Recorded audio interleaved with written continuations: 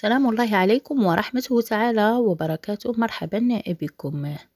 الإقجاع يوضح حقيقة فرض رسوم جمركية على المقتنيات والهدايا بالمطارات. قبل البدء في تفاصيل الخبر، نتمنى من الله إلا عجبكم محتوى القناة تضغطوا على زر الاشتراك وكذلك الجرس باش دائما توصلوا بجديد القناة. فند فوزي الإقجاع الوزير المنتدب لدى وزيرة الاقتصاد والمالية المكلف بالميزانية ما اعتبره مغالطات وإشاعات بشأن قيام إدارة الجمارك والضرائب غير المباشرة بتشديد إجراءات المراقبة على الهدايا والأغراض الشخصية الخاصة بالمسافرين المغاربة، بمن فيهم المغاربة المقيمون بالخارج عند ولوجهم إلى التراب الوطني.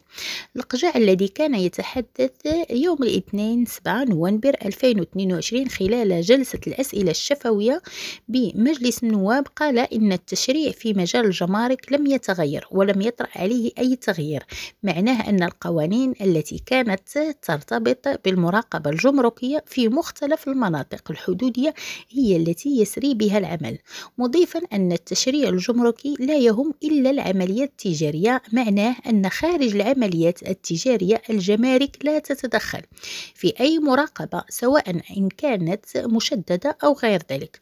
وأكد المسؤول الحكومي أنه لا وجود لإجراءات تتعلق بالأغراض الشخصية أو الهدايا التي يقتنيها المغاربة الذين يسافرون أو المقيمين بالخارج، مضيفا أن إدارة الجمارك في إطار تسهيل المساطر ستقوم بكل الإجراءات لتسهيل سفر المغاربة إلى الخارج أو المغاربة المقيمين بالخارج، مردفا المجال لا يتسع لا للإشاعات أو تصريف مغالطات تزرع شيء من الشك في نفوسهم.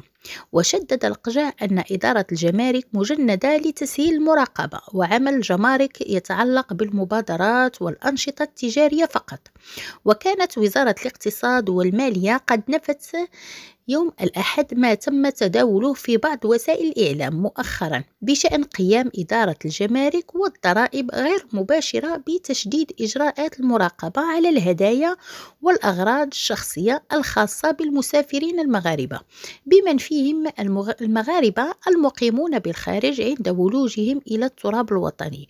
ونفت الوزارة نفيا قاطعا هذه الأخبار التي لا أساس لها من الصحة، مؤكدة أن الإجراءات الجمركية لم يلحقها أي تغيير، وأن المسافرين المغاربة بمن فيهم المغاربة المقيمون بالخارج لا تعنيهم المراقبة الجمركية في أي شيء فيما يخص أغراضهم الشخصية والهدايا التي يحملونها معهم.